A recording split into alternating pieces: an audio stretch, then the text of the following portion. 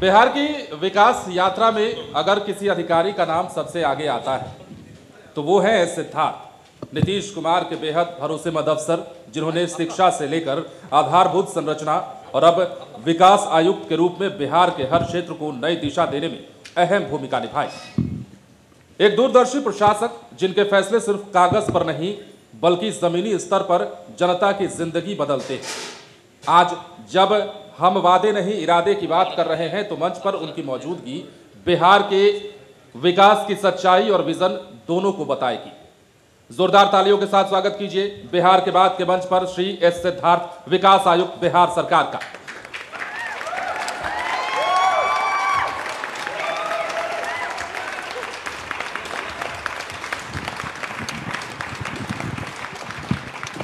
बहुत बहुत स्वागत है डॉक्टर एस सिद्धार्थ जी का, एक कर्तव्यनिष्ठ आईएएस प्राधिकारी। और इनके बारे में कहा जाता है कि नीतीश कुमार की आंख भी हैं। नीतीश कुमार से जितने खुले हुए डॉक्टर एस सिद्धार्थ हैं आईएएस प्राधिकारियों में, इनसे ज़्यादा खुलापन नीतीश कुमार किसी और प्राधिकारी के साथ महसूस नहीं करते हैं। तो देखिए, जब यह बात कही जा रही है बिहार के बारे में कि 2025 फिर से नीतीश, तो नीतीश कुमार ने तय किया, क्योंकि 2025 का मतलब 2025 से 2030 है और डेवलपमेंट पर ही चुनाव जीता जाना है। डेवलपमेंट ही यूएसपी रही है नीतीश कुमार की। तो एक बड़ी जिम्मेदारी, क्योंकि हम भी मानते हैं कि बिहार की शिक्षा व्यवस्था, बिहार की मेधा, बिहार का टैलेंट ही बिहार की असली शक्ति है। तो उसे सुधारने की दिशा में इन्होंने बहुत प्रयास किए और बिना शोर मचाए हुए, कभी बस पर सवार होकर स्कूलों में पहुंच गए, कभी पैदल हमने देखा, और रोज़ वीडियो कॉन्फ्रेंसिंग के माध्यम से कोई शोर नहीं मचाया। वो ऐसे भी ज़िंदगी में सामान्य ज़िंदगी जीते हैं, सब्जी खरीदने में निकल जाते हैं, चाय की दुकान पर भी पहुंच जाते हैं। तो नीतीश कुमार ने एक बड़ा जिम्मा सौंपा कि नहीं, अब आप पूरे बिहार के विकास की जिम्मेदारी संभालिए, विकास आयुक्त बनिए। तो 2025 से 2030 यदि हम नीतीश कुमार को फिर से देखते हैं, यदि एनडीए दावा कर रहा है, तो एक रोड मैप, एक विजन आपके मन में होगा, क्योंकि आपने पूरी जिंदगी जब से आप नौकरी में आए बिहार को दी है। बिहार को आगे किस रूप में आप देखना चाहते हैं और बिहार कहाँ जा सकता है, डॉक्टर सिद्धार्थ जी। धन्यवाद। मैं लाइव सिटीज़ को आभार व्यक्त करता हूँ, उन्होंने मुझे बुलाया। जहाँ तक माननीय मुख्यमंत्री की सरकार 20 साल चली है, मैं जब दिल्ली से लौट के आया 2008 में, मैं मुख्यमंत्री सचिवालय में मेरा पदस्थापन हुआ और बड़े लंबे कार्यकाल मेरा यहाँ पे रहा। बिल्कुल। वो दौर तब था जब शुरुआती दौर, जो प्रथम 5 वर्ष की जब बात करते थे, हम लोगों ने बहुत सारे नियम कानून, जो नए गोल्डन एरा 2005 से 2010, नए कानून हैं, नए रूल्स हैं, रेगुलेशंस हैं, नई पॉलिसीज़ बनाई हम लोगों ने। तो एक दौर था जब हम लोगों ने पूरी रीराइटिंग की। अच्छा। विकास की जो रोड मैप है उसको ऑलमोस्ट रीराइट हम लोगों ने की। जी बिल्कुल। और एक फाउंडेशन बनाया कि अब आगे सरकार इस पर चलेगी। और चाहे वो हेल्थ सेक्टर हो, रोड सेक्टर हो, आपके अर्बन सेक्टर हो जी, और एग्रीकल्चर, सब पे आप देखिएगा कृषि रोड मैप बने, सब कुछ। तो एक हम लोगों ने पूरी फाउंडेशन लेगी फर्स्ट टेन्योर में माननीय मुख्यमंत्री जी के। उसके बाद फिर हम लोग उस पर सेकंड टेन्योर में उसको आगे हम लोगों ने बढ़ाया। फिर थर्ड टेन्योर में हम लोगों ने कुछ प्रायोरिटी सेक्टर 7 निश्चय हम लोगों ने किए, पार्ट 1, फिर 7 निश्चय पार्ट 2, और बीच में जल जीवन हरियाली जी। और इसी बीच हम लोगों ने रोड सेक्टर पे काम किया और ऊर्जा एनर्जी सेक्टर, जो महत्वपूर्ण सेक्टर, उस पर काम किया। तो मेरा जो हमेशा जो साथ रहा है, साथ रहा है, वो इस विकास यात्रा, जो विकास की यात्रा जो है इस सरकार की, उसको साथ ही रहा है जी। मैं बीच में मैं नगर विकास में रहा। नगर विकास का प्रधान सचिव बना जब मैंने इस राज्य में अर्बन डेवलपमेंट एक्ट है, वेंडर एक्ट है, बिल्डिंग बायलॉ लिखी गई, नई बिल्डिंग बायलॉ उसी समय लिखी, और बहुत सारे नियम कानून बने। लेबर में सारे जितने लेबर रिफॉर्म्स थे भारत सरकार के गाइडलाइंस पे, सारे बदले गए। और फिर उसके बाद मैं इस राज्य का उद्योग का प्रधान सचिव बना। बिल्कुल। और जो 2016 की जो इंडस्ट्रियल पॉलिसी आज जो लागू है जी, वो मेरे टाइम की है। अच्छा। तो मेरे ही सर पर उसकी ड्राफ्टिंग हुई और सब पर से कंसल्टेशन, पूरी सरकार से कंसल्टेशन। मैं अकेला क्रेडिट इस पर नहीं ले सकता हूँ, सबकी एक टीम वर्क था।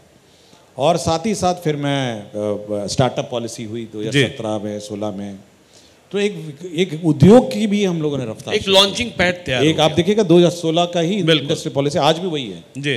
तो एक हम लोगों ने एक रोड मैप क्रिएट किया विकास का। फाइनेंस सेक्रेटरी रहा 5 साल, जिसमें पूरे राज्य की वित्त की स्थिति जो है उसको बैलेंस करते हुए चला। और मैं आपको ये बताना चाहूँगा कि जब कोरोना पीरियड में पूरे विश्व में जब इकोनॉमिक गिरावट आई जी, बिहार अकेला एक राज्य था पूरे देश में हाँ। जिसने ना ही एक पैसा किसी का वेतन काटा, अच्छा, और ना ही किसी का पेमेंट रोका, बिल्कुल समय पर मिलता रहा। तो इतना बैलेंस्ड फाइनेंशियल मैनेजमेंट रहा जी, 5 साल रहा। उसके बाद फिर बहुत सारे अन्य प्रभार रहे। नहीं, मैं ये समझना चाहता था सिद्धार्थ जी कि देखिए 2 काम तो बड़े काम हो गए जो नीतीश कुमार ने कहा था कि पटना से बिहार के किसी हिस्से में किसी शहर में आप 5 घंटे में पहुंच जाइए। 24 घंटे बिजली भी देखिए अमूमन मिल ही रही है, और अब तो सरकार ने 125 यूनिट बिजली भी फ्री कर दी। इसके बाद एक बड़ी जिम्मेवारी आपको सौंपी गई जो बिहार के ज्ञान की हम बात कर रहे थे कि वह विभाग 54,000 करोड़ बजट था जब आप गए थे, लेकिन आउटपुट नहीं आता था क्योंकि शिकायतें रहती थी कि हमने पैसे तो खर्च किए लेकिन क्वालिटी एजुकेशन पर फोकस नहीं किया। मैं पटना विश्वविद्यालय का इतिहास देखता हूं जहां से मैं भी पढ़ा हूं कि पिछले 30 वर्षों से यूपीएससी का कोई लड़का वहां से नहीं निकला। आप तो यूपीएससी आपने खुद compete किया है, तो जब तक प्राइमरी स्कूल्स, बेसिक स्कूल्स ठीक नहीं होंगे तो यह बड़ी जिम्मेवारी। और तमाम विवाद उसके पहले आपने देखा ही था, विभाग में किस तरीके के विवाद चल रहे थे, कभी मंत्री के साथ, कभी एसीएस के साथ, लेकिन आपने उसे संभाला और फिर आपने एक नई दिशा देने की कोशिश की। अब तो आप विकास आयुक्त बन गए हैं। क्या आपको लगता है कि आपने जो कुछ काम किया उसका परिणाम आगे आने वाले दिनों में दिखाई पड़ेगा? देखिए, शिक्षा जब मैंने टेक ओवर किया जी, तो एक उस वक्त बहालियाँ चल रही थी जी। आपका TRE 1 हो रहा था, TRE 2 हुआ, मेरे टाइम में TRE 3 हुआ, फिर सक्षमता हुआ, ये सब हुए। तो इतनी बड़ी संख्या में राज्य सरकार ने कहा कि भाई क्योंकि शिक्षकों की कमी थी तो राज्य सरकार ने शिक्षकों की नियुक्ति की। तो ये एक बहुत ही महत्वपूर्ण स्ट्रैटेजी थी कि सबसे पहले शिक्षकों को अपने अपने जगह पदस्थापित किया जाए। लेकिन इसी बीच एक माहौल बन गया था कि हमेशा शिक्षा विभाग और शिक्षकों के बीच में मतलब संवादहीनता की बात आ गई बीच में। तो सबसे पहले ये किया गया कि भाई देखो, शिक्षा में शिक्षक जो हैं, जो टीचर्स हैं, पहले उनकी समस्या सुनी जाए, उनका समस्या का जहाँ तक संभव हो समाधान किया जाए। लेकिन शिक्षा के हित में, मतलब शिक्षकों बच्चों के हित में बिल्कुल यह भी किया जाए कि भाई वो स्कूल में आए, स्कूल में समय पे पढ़ाएं, उनकी मॉनिटरिंग कड़ी से कड़ी हो और शिक्षा की गुणवत्ता में ही ध्यान दिया जाए। बिल्कुल। देखिए, एक बार टीचर पहुंच गए, स्कूल है ही है, बच्चे हैं ही हैं, तो 2 चैलेंजेस थे जी। एक तो शिक्षकों की अपनी समस्या, हो सकता है पदस्थापन रैंडमली इनके कर दिए गए, TRE 1 में कर दिए गए, TRE 2 में कर दिए गए, जहाँ जहाँ इधर उधर सबको अपनी कष्ट शुरू हो गया था। लेकिन दूसरा भी चैलेंज था जी कि भाई ये बच्चों को पढ़ाएं और क्वालिटी ऑफ एजुकेशन दें। तो मेरे कार्यकाल के दौरान ये दोनों पर काम हुआ। हम लोगों ने करीब 1.5 लाख ट्रांसफर्स किए, 1.5 लाख ट्रांसफर जी। और जहाँ तक संभव हुआ, मतलब हम लोगों को शैक्षणिक वातावरण भी ध्यान देना है, यह भी ध्यान देना है कि स्कूल बंद नहीं हो जाए, बिल्कुल, और यह भी ध्यान देना है कि सब्जेक्ट टीचर भी अपने अपने जगह पे रहें। तो बहुत सारे मल्टीपल चैलेंजेस हैं जी। और दूसरा ये है कि आप सुनिश्चित करेंगे कि टीचर समय पे आए, बिल्कुल, और समय पे आए, समय पे जाए, एक तो वो। दूसरा ये कि समय पे आने ही इंपॉर्टेंट नहीं है, आप पढ़ा क्या रहे हैं। मॉर्निंग असेंबली हो रही है, मैथ्स पढ़ाया जा रहा है, फिजिक्स केमिस्ट्री पढ़ाया जा रहा है, ज्योग्राफी पढ़ाई जा रही है, सब्जेक्ट पढ़ाया जा रहा है, ये भी सुनिश्चित करना है।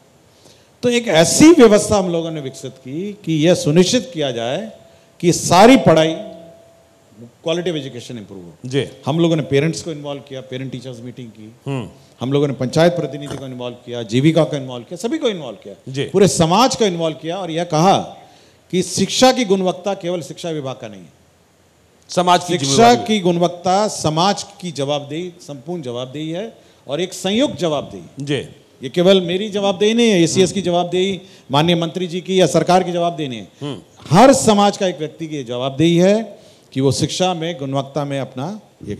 अब मैं विकास आयुक्त बन गया हूँ, अब तो मेरे पास 27 डिपार्टमेंट है, 27। बिल्कुल कल मैं गिनती कर रहा था टेक ओवर करने के बाद, और 29 कॉर्पोरेशंस और सोसाइटीज है, 29। अच्छा, जिसका मैं चेयरमैन हूँ।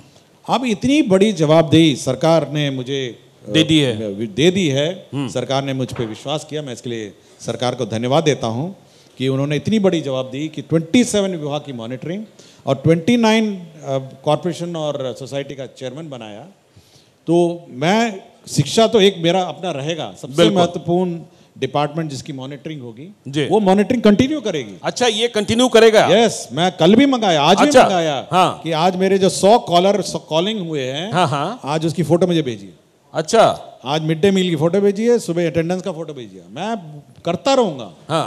और आई विल कंटिन्यू कि अटेंडेंस क्या हुआ, बच्चे क्या हुए, एवरीथिंग। क्योंकि हम बिहार के लोग उम्मीद करते हैं ना कि शिक्षा, नहीं, शिक्षा देखिए, एक मतलब 22% मेरे योजना मद में 22% तो उसी का है। बिल्कुल, बाकी का 80% है जी, मतलब 78% है। तो वो महत्वपूर्ण समय अब लेगा और मैं I will continue the monitoring system. मैं सुनिश्चित करूंगा, अभी भी स्कूल जाऊंगा मैं। अच्छा, अभी भी जाएंगे? स्कूल जाऊंगा, स्कूल विजिट करूंगा, स्कूल का इंस्पेक्शन करूंगा, और टीचर्स का ट्रेनिंग समय पे हो रहा है, टीचर्स आ रहे हैं, जा रहे हैं, सब मॉनिटरिंग करूंगा। ये नहीं है कि मैं शिक्षा विभाग से हटा तो मैं शिक्षा विभाग को छोड़ दूंगा। बिल्कुल बिल्कुल, ये बिल्कुल नहीं। लेकिन बीच में तो एक बात आई थी ना, एक चर्चा निकल के आई थी कि आपने वीआरएस दे दिया है, आपने नहीं, वो देखिए, बहुत सारे लोग अपना टीआरपी बढ़ाने के लिए टीआरपी बेस्ड न्यूज अपना शुरू करते हैं। तो इसमें कोई सच्चाई नहीं थी? देखिए, टीआरपी बनाने के लिए तो बहुत अच्छा है ना, कुछ भी बोल दीजिए। आजकल इतने चैनल बन गए हैं जी। आपका तो बहुत, ज्ञानेश्वर जी का बहुत सम्मानित विश्वसनीय चैनल है, लेकिन इतने सारे चैनल बन गए हैं कि बेचारों को टीआरपी बढ़ाने के लिए उनको न्यूज़ खोजना पड़ता है, और रोज अपने अपने नए नए एन प्रकार न्यूज़ बनाते हैं। कुछ में मसाला डालते हैं, कुछ में अचार डालते हैं, कुछ में हल्दी डालते हैं, कुछ में मिर्च डालते हैं, ताकि लोगों को ना बिल्कुल सेंसेशन क्रिएट किया जाए।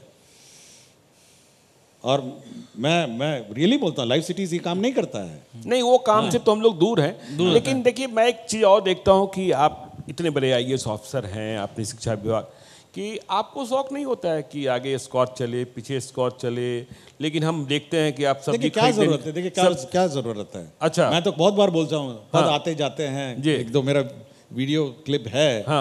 देखिए, ये सर पर नहीं चढ़ना चाहिए, सर पर नहीं चढ़ना चाहिए। बिल्कुल बिल्कुल, आपका पद, आपका पावर जी, और आपका पदनाम, ये आपके सर पे नहीं घुसना चाहिए। अच्छा, हाँ, आप आए हैं, समाज ने आपको एक सेवक के रूप में आपको एक पद दिया है, आपकी सबसे पहले जवाबदेही समाज के प्रति है।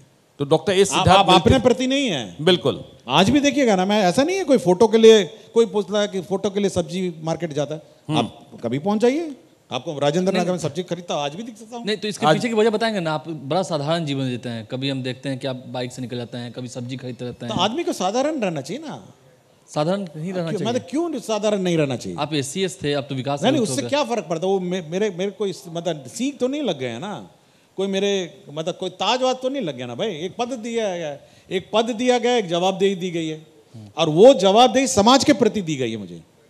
जी बिल्कुल बिल्कुल, और काम करने के लिए दिए गए भाई। मेरे अपने घमंड और अहंकार के लिए थोड़ी ना दी गई है कि मैं 10 सिपाही लेके चलूं आगे और पीछे। मैं समाज के लिए काम करूंगा, समाज के लिए मुझे पद दिया गया है, मेरी ये गाड़ी दी गई है, तो ये मेरी फर्स्ट रिस्पॉन्सिबिलिटी है कि मैं समाज के प्रति वफादार रहूं, समाज के प्रति कमिटेड रहूं। नहीं, आपका अभी तक का अनुभव क्या था? एसीएस आप रहे शिक्षा विभाग में, पूरा अनुभव क्या बदलना था, क्या बदले और क्या? देखिए, मैंने सबसे पहले काम किया है कि टीचरों को अपना सम्मान दिया, शिक्षकों को सम्मान, शिक्षकों को अपना सम्मान दिया जी। वो एक सम्मानित मतलब सेक्शन ऑफ सोसाइटी है। शिक्षक गुरु एक सम्मान, मैंने सबसे पहले मैंने कहा जी। मैं अपने कार्यालय का कहा, देखिए आप हो सकते हैं बाबू, आप हो सकते हैं किरानी, आप होते हैं सेक्शन ऑफिसर, आप जो कुछ हो सकते हैं, लेकिन जो टीचर है वो एक सम्मानित व्यक्ति है, उसको बैठाना है, उसकी बात सुननी है। आपसे काम हो रहा हो नहीं हो रहा हो बात अलग बात है, आप ट्रांसफर कर पा रहे हैं नहीं कर पा रहे, लेकिन उसको सम्मान देना ये आपकी जवाबदेही है। सबसे पहला काम मैंने ये किया। मैं आज भी मैं कह रहा हूं कि मैं सभी पूरे सोसाइटी में सब मिला लीजिए, सारी नौकरियां मिला लीजिए, लेकिन सबसे सम्मानित नौकरी वो टीचर की है। बिल्कुल बिल्कुल बिल्कुल, चाहे वो आईएएस हो, आईएएस छोड़िए ना, बिल्कुल, आईएएस शिक्षक तो एक तनख्वाह वाली नौकरी है जी, लेकिन सबसे समाज का जो निर्माण, सबसे पहला जो नींव लगाता है समाज के निर्माण का, वो टीचर है। आप अपने से ही बड़ी जिम्मेदारी मानते हैं टीचर की? यस यस, बहुत है। आपसे बड़ी अरे जिम्मेदारी पूरा है। समाज, आज का समाज छोड़िए ना, कल का समाज का भी वही निर्माण जी। करता है। तो सबसे सम्मानित नौकरी वो टीचर की है, ये बिल्कुल स्पष्ट होना चाहिए। सबसे पहले मैंने ये काम किया। दूसरा, मैंने अपनी मॉनिटरिंग सिस्टम बहुत स्ट्रांग की। मेरा अपना पूरा कंप्यूटर का ज्ञान लगा दिया। मैं पीएचडी हूँ कंप्यूटर में। हाँ, जी। पीएचडी किया। IITIM का अब तो डबल पीएचडी कर रहे हैं आप। हाँ, IITIM का ग्रेजुएट तो भी बनारस हूँ। हिंदू यूनिवर्सिटी से डबल पीएचडी लेकिन कर रहे हैं। पूरा अपना ज्ञान मैंने लगा दिया कंप्यूटर में कि भाई मैं अपनी monitoring system up to date रखूंगा। कुछ वो जो 1% हथकंडे लगाते हैं ना जो टीचर, उसका भी मैंने जुगाड़ निकाल लिया ना। अच्छा निकाल लिया। यस, उसका भी निकाल लिया। अंगूठा लगा के चले जाते थे। सब सब सब हाँ। सब मैंने बिल्कुल, देखिए कंप्यूटर और टेक्नोलॉजी के सामने, देखिए ये पूरा टेक्नोलॉजी से मैनेज हो सकता बिल्कुल। है। 80,000 स्कूल, 6.25 लाख टीचर, कैसे वो मैनेज होगा बताइए ना। वो रैंडम जो चलता है ना सिस्टम रोज सुबह, उसमें कौन कब पकड़ाएगा पता नहीं ना। नहीं, आप इसी में बता ही दीजिए ना, जब ट्रांसफर पॉलिसी लागू कर रहे थे आप, उसमें तो बहुत समस्याएं आई होंगी आपको आई होंगी। मल्टी डायमेंशनल ना 1,90,000। चलिए, नंबर तो बहुत अच्छा लग रहा है आपको। किस प्रकार के टीचर हैं आपके? सक्षमता पास है आपके, TRE 1 है, TRE 2 है, ये सारे टीचर हैं ना, और पुराने वाले हैं। कितने प्रकार के स्कूल हैं, कितने प्रकार के सब्जेक्ट हैं, और कितने ज्योग्राफी हैं बताइए भाई। कितनी, कोई पलामू बॉर्डर पे है, कोई देवघर बॉर्डर पे है, कोई पहाड़ के ऊपर है, कोई नदी पार है। कितने प्रकार के उसका मैट्रिक्स है। आप अगर पलामू बॉर्डर से टीचर निकालने लग जाएंगे तो स्कूल बंद हो जाएंगे। कैमूर पहाड़ से आप टीचर निकालने लग जाए, बंद, कौन जाएगा वहां पे? अगर आप कटोरिया मतलब बांका में अब टीचर निकालने जाए, कौन जाएगा वहां पे? मैं तो हमेशा टीचर को बोलता हूं भाई आप तो निकल जाएंगे, जाएगा कौन? उसने तो कोई, किसी ने तो आवेदन नहीं दिया। बिल्कुल। तो कौन जाएगा वहां पे? कैमूर के पहाड़ पे, अधौरा पहाड़ पे ट्रांसफर लेना आसान है, लेकिन वहां जाएगा कौन? तो ये सारी चीजों का बैलेंस होना चाहिए। और हमेशा मैं कहता हूं कि ट्रांसफर पोस्टिंग और शैक्षणिक व्यवस्था, इस दोनों का बैलेंस होना चाहिए। वो एक नहीं हो सकता है। शैक्षणिक व्यवस्था के कॉस्ट पे ट्रांसफर नहीं हो सकते और उल्टा भी नहीं हो सकता है। तो ये दोनों का बैलेंस चलता है। और मैं, अपना फर्म बिलीफ है कि टीचरों की समस्या सुनी जानी आपके चाहिए। पास मुश्किलें आई थी? हाँ? आपको मुश्किलें आई थी ट्रांसफर करते समय? बता तो रहे। भयंकर मुश्किलें आई, बिल्कुल, भयंकर हाँ, मुश्किल। 1.5 लाख किया भाई मैं, जी। 1,90,000 में 1.5 लाख कर चुका हूं। अच्छा। हाँ, मैं मतलब 40,000 का ही समस्या हुआ ना। बिल्कुल बिल्कुल। अब वो होता रहेगा, कालांतर में होता रहेगा। मेरे प्रतिस्थानी भी आपने बहुत ही अच्छे ऑफिसर हैं, तो जी। कालांतर में करेंगे। एक सवाल है, लेकिन TRE 4 का क्या हुआ? देखिए, TRE 4 में हम लोगों ने वैकेंसीज कैलकुलेट कर ली हैं। वो रोस्टर उसका जो निर्धारण है वो चल रहा है। और क्योंकि ट्रांसफर भी हो रहा है, तो किस जिले में कमी हो रही है, ज़्यादा हो रहा है, वो भी थोड़ा प्रॉब्लम हो रहा है। तो मैंने कहा कि आराम से एक बार ट्रांसफर को थोड़ा सप्ताह भर रोका जाए और फिर उसके बाद वैकेंसी कैलकुलेट की जाए और रोस्टर का निर्धारण किया जाए। तो रोस्टर निर्धारण की प्रक्रिया में थी। कुछ एक विवाद चल रहा था STET को लेकर। नहीं, STET को लेकर सब विवाद सब चल रहा तैयारी में है और विभाग समय पे ये तिथियां घोषित करेगा। अच्छा, आप विकास आयुक्त बन गए। देखिए, मैं 3 काम तो बड़े काम देख रहा हूँ कि ये काम होने जा रहे हैं। पटना मेट्रो की शुरुआत हो जाएगी और PMCH वर्ल्ड क्लास हॉस्पिटल बन जाएगा, और फिर दरभंगा एयरपोर्ट भी। इसके अलावा भी कोई सौगात आप दिख रहे हैं या कोई बड़ा विजन दिख रहे हैं? सरकार का ये, राज्य सरकार ने एक बहुत महत्वपूर्ण कदम जी। उठाया है। वो संभवतः बहुत सारे कैबिनेट में टुकड़ों में आया, अच्छा आपने नोटिस नहीं किया। जी। वो है कि हर जिले में औद्योगिक क्षेत्र का निर्माण। हाँ, हर या- जिले या- में। या बिल्कुल आपने- बिल्कुल या आपने बिल्कुल। नोटिस नहीं किया जी, होगा। 1500 एकड़। क्योंकि वो 5 कैबिनेट नोट में टुकड़े टुकड़े में आया है। जी, 1500 एकड़ आप लोगों ने। नहीं, हर जिले में, हर जिले में। हाँ। हर जिले में एक औद्योगिक क्षेत्र होना चाहिए, अच्छा, हर जिले में। तो कायाकल्प ही हो जाएगा। तो हर जिले में उसका एक कारण है कि उससे कम रोजगार, जो हमारे युवा के रोजगार की बात लोग करते हैं, तो कम से कम जब अपने जिले में उद्योग बनेंगे तो रोजगार के अवसर खुलेंगे, अपने जिले में काम करेंगे, पलायन कम होगा। और ये जो बार बार हमारे यूथ कहते हैं कि रोजगार के इश्यूज हैं, तो ये आपके हर जिले में आपको रोजगार मिले। दूसरा, जी, इसका कार्यान्वयन करने के लिए पॉलिसी में स्पेशल पैकेज लाया गया, जी औद्योगिक स्पेशल पैकेज। हाँ, बिल्कुल, वो हमने- इसी औद्योगिक क्षेत्रों के लिए। जी तो ये एक बहुत महत्वपूर्ण है। मैं स्टेट इन्वेस्टमेंट प्रमोशन बोर्ड का मैं चेयरमैन भी हूँ, अच्छा अच्छा हाँ और राज्य में औद्योगिक निवेश की जो निर्णय है वो मेरे बोर्ड में सबसे पहले लिए जाते हैं। तो ये मेरा एक बहुत महत्वपूर्ण दायित्व है कि ये सारे औद्योगिक क्षेत्र जो है ये इसमें निवेश आए, और बड़े बड़े निवेश आए। बिल्कुल। हम लोगों ने तो इवन कहा कि फॉर्च्यून 500 कंपनी आएंगी तो फ्री में जमीन देंगे। अब तो आपके एमनेस्टी पॉलिसी 1000 में, बिल्कुल जो 1000 लेबर एम्प्लॉयमेंट देंगे उसको सस्ती जमीन देंगे, जो 1000 करोड़ से ज्यादा इन्वेस्टमेंट करेगा उसको जमीन देंगे। तो औद्योगिक निवेश इन सभी औद्योगिक क्षेत्र में हो, ये हम लोगों ने सुनिश्चित करने का निर्णय लिया है। तीसरा, हम लोगों ने गिफ्ट सिटी, आपको देखा होगा पटना के निकट, जी। वो भी हम लोगों ने एक निर्णय लिया, बहुत इंपॉर्टेंट निर्णय है। अच्छा, ये गिफ्ट सिटी में क्या होगा? इसमें ये जो फिनटेक सिटी जिसको हम लोगों ने हाँ, नाम हाँ, दिया है, जी। ये हाईटेक सिटी है, जो बिल्कुल। आप देखते होंगे हैदराबाद में हाईटेक सिटी के हाँ, तर्ज पे। पुणे में है, हैदराबाद। हाँ, तो ये उस स्तर पर तर्ज पे होगा जिसमें बिल्कुल हाई टेक्नोलॉजी इन्वेस्टमेंट्स आएंगे। एक वो सिटी एक है। और लास्ट में कल आपने आज कैबिनेट नोट में आप देखा होगा कि हमने एक स्पोर्ट्स सिटी भी डेवलप करने का फैसला किया। जी आपके पुनपुन में, जी पुनपुन में एक स्पोर्ट्स सिटी आज के कैबिनेट में था, आज हुआ, आज ही के कैबिनेट में था। तो सरकार जो है कि ये एक 360 डेवलपमेंट करिए, जिसको कहते हैं ना 360, स्पोर्ट्स भी है, शिक्षा भी है, स्वास्थ्य भी है, जैसा आपने कहा मेट्रो भी है, बिल्कुल, और साथ ही साथ उद्योग भी है और नौकरी भी है। उद्योग भी है, नौकरी भी है। तो ये एक 360 डेवलपमेंट सरकार का अपना नजरिया है। अच्छा, अब तो अब प्लानिंग करनी होगी, डेवलपमेंट कमिश्नर हैं, ये सब जब हवाई जहाज उड़ाते हैं उस वक्त कुछ ख्याल आता है ये सब? देखिए हवाई जहाज का अपना, देखिए हवाई जहाज, आप तो कार्टूनिस्ट भी हैं। देखिए हवाई जहाज उड़ाते वक्त मैं सबसे पहले आपने इंडिगो के दरवाजे पे देखा होगा, लीव योर वरीज बिहाइंड।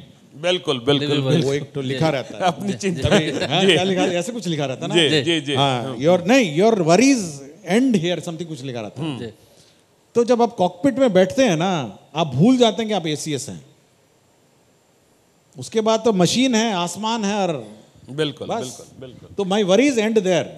और जब धरती पे उतर जाता हूँ तो फिर धरती की वापस समस्याएं आ जाती हैं। नहीं, आप भी आईएएस हैं, आपकी धर्मपत्नी भी एसीएस हैं, घर में समन्वय कैसे करते हैं? सब ठीक रहता है? अच्छा है, मतलब महिलाओं को सम्मान देना चाहिए और उनके अपर हैंड उनका आता है। नहीं जरूर जरूर। देखिए महिलाओं का जो चैलेंजेस हैं, वर्किंग महिलाओं का मैं बता रहा हूँ, हम लोग पुरुष हैं, परिवार में क्या मतलब कितना ध्यान दे पाते हैं अलग बात है, लेकिन महिलाओं, वर्किंग महिलाओं का जो चैलेंज है ना, वो आपको अप्रिशिएट करना चाहिए। मैं कभी कभी देखता हूँ टीचर, स्कूल टीचर हैं, सुबह सुबह उठती है, खाना बनाती है और बोलती है कि सर मुझे सास ससुर का भी खाना बनाना पड़ता है सुबह। सोचिए, अच्छा। उसका दौड़ते दौड़ते उसको स्कूल जाना पड़ता है, उसका बच्चा को स्कूल जाना पड़ता है जी, बिल्कुल। तो कितना चैलेंजेस एक वर्किंग महिला के है, तो ये आपको अप्रिशिएट करना चाहिए। और वही चैलेंजेस एक आईएएस की वाइफ का भी है, वाइफ के साथ भी है। वाइफ को भी हो, जो होता भी है, एसीएस है, जिसको आपको सम्मान देना बिल्कुल। चाहिए और आपको अप्रिशिएट करना चाहिए और सपोर्ट करना चाहिए। नहीं तो मैं अंतिम सवाल ले लूं? 35 साल हो गए आपको, क्या पसंद है, दाल चावल के अभी भी साउथ वाला इडली डोसा? नहीं देखिए हम मतलब बिहारी हो गए ना, बिहारी हो गए। अब बिहारीकरण हो गया है। अब बिहारी हो गए। छठ मनाते हैं जी हाँ छठ बिल्कुल मनाते हैं, सारे बिहार के सारे त्योहार मनाते हैं। जी। ऐसा कोई त्योहार नहीं है जो बिहार का हम लोग नहीं मनाते हैं। और मैं अपने को संपूर्ण बिहारी कहता हूँ। कुछ मगही फुल भोजपुरी, बिहारी। मगही भोजपुरी भी सीख गए? नहीं पूरा पूरा पूरा। अच्छा। अगर कोई माता जी मिले तो मैं बोल देता हूँ, माता जी क्या हाल बाजी? गोड़ छू के गोड़ लगाता अच्छा, नहीं। गोड़ लगाता नहीं। पूरा मतलब पूरा बिहारीकरण मेरा हो गया। जी जी जी जी। मतलब अब कोई ऐसा नहीं है कि मैं अपने को शुद्ध बिहारी बोलता हूँ, और मैं इस धरती का ऋणी हूँ, और मैं इस धरती का जो ऋण है मैं उसको चुकाऊंगा। ऐसे धात बिहारी हैं? मैं टोटल फुल 100% बिहारी है। अंतिम सवाल है आपसे, बिहार के ज़्यादातर बच्चे, आपने कहा कि मैं बिहारी हूँ, बिहार के ज़्यादातर बच्चे आईएएस बनना चाहते हैं, आईपीएस बनना चाहते हैं, ठीक है, ऑफिसर्स बनना चाहते हैं, यूपीएससी को जा रहे हैं, पीसीएस को जा रहे हैं, आप तो आईआईटी आपने किया है, पीएचडी किया है, क्यों ऐसा कुछ अलग विजन नहीं है, कुछ ऐसा एक अलग विचारधारा? देखिए मैं मैं जब भी जाता हूँ, मैं ये स्टूडेंट्स को कहता हूँ कि आप एंटरप्रेन्योर बनिए, नौकरी देने वाले बनिए, उद्योगपति बनिए, पत्रकार बनिए, आप डांसर बनिए, आप संगीतकार बनिए। देखिए सब फील्ड में एक्सेलिंग है। आप अगर आप अपने YouTube चैनल देखिएगा जी। तो सब प्रकार के लोग हैं ना, सब प्रकार है। बिल्कुल। आप ज्ञानेश्वर देखिए, यूट्यूबर हैं। तभी आप अपने जो फोर्थ पिलर की रक्षा करेंगे, और जो fourth pillar of the constitution है उसकी जवाबदेही जब तक आप समझने नहीं, you should not touch the mic. एक अंतिम सवाल हम ले लेते हैं, चूंकि आप बहुत करीब हैं नीतीश कुमार जी के, यह सवाल आपसे लेना नहीं चाहिए, लेकिन हाँ ना में जवाब चाहेंगे। हमारे मुख्यमंत्री नीतीश कुमार जी बिल्कुल फिट एंड फाइन हैं? बिल्कुल, यस। चलिए, तो ठीक है, इसी के साथ बहुत बहुत शुक्रिया। इस सिद्धार्थ जी ने पूरी बातें रखी, शिक्षा विभाग का कैसे इन्होंने सुधारा, शिक्षा विभाग को कैसे सुधारा, और विकास आयुक्त के नाते इनका जो दायित्व बढ़ा है, लेकिन उन्होंने भरोसा दिलाया शिक्षा विभाग को अभी हम छोड़ेंगे नहीं, क्योंकि शिक्षा बिहार की रीढ़ है। और सबसे बड़ी बात इन्होंने कहा, मैं अब विशुद्ध बिहारी हूँ, मैं विशुद्ध बिहारी हूँ। तो हमारे बिहारी परिवार में शामिल हैं, इसलिए भी आपको बहुत बहुत धन्यवाद। आप आए, आगे भी हम लोग सभी भाई बहनों को मेरा प्यार, माताओं को गोड़ लगता नहीं, और क्या मेरे बुजुर्गों को सम्मान। चलिए, क्या बात, थैंक यू, की बात करनी है।